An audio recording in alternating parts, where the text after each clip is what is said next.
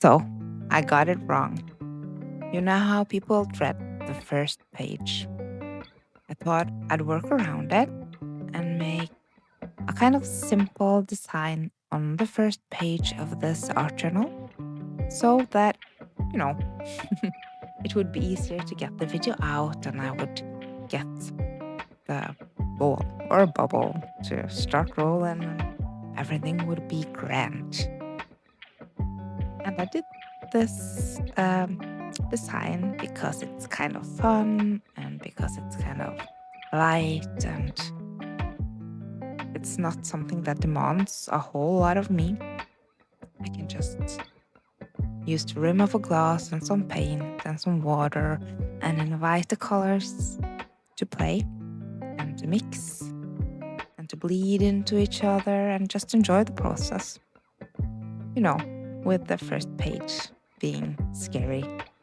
However, I didn't find this first page very scary, but what ended up becoming really overwhelming was the editing part. I kind of enjoy editing, to be honest. But when I saw this vision, it was so much more than I could, live up to. So I ended up making the production value a bit less so that this video could actually become. I want to talk a little bit about the symbolics of that. Sometimes we need to start at a level that is accessible to us, not where we want to be, not where our potential stops.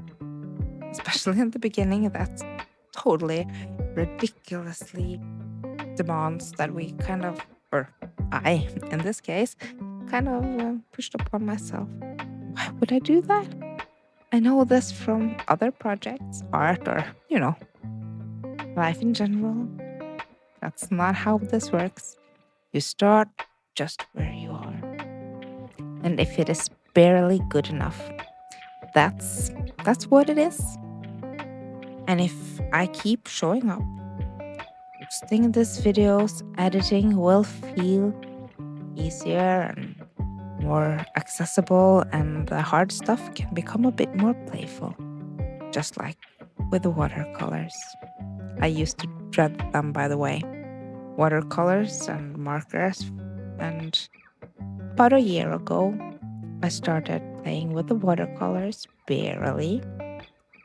And I found joy in trying to master the patience and the waiting for things to dry and the fact that it's not easy to control the mistakes that may appear. Just go with the flow. And in many ways, that is the poetry that lives in art. We learn from the symbolics of it, and from the techniques, and from the patience.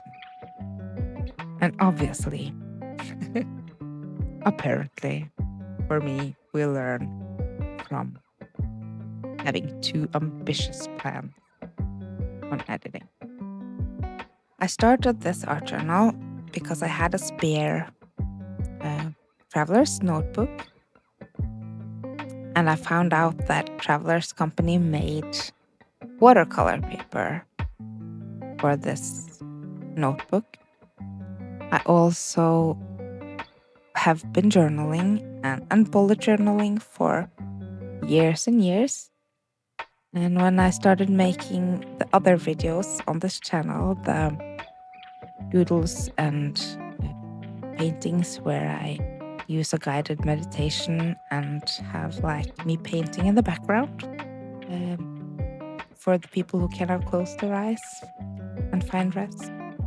When I started this, I rekindled this, I don't know, presence, this natural presence and flow and playfulness that I found in painting and in doodling, and I really wanted to try to make an art journal.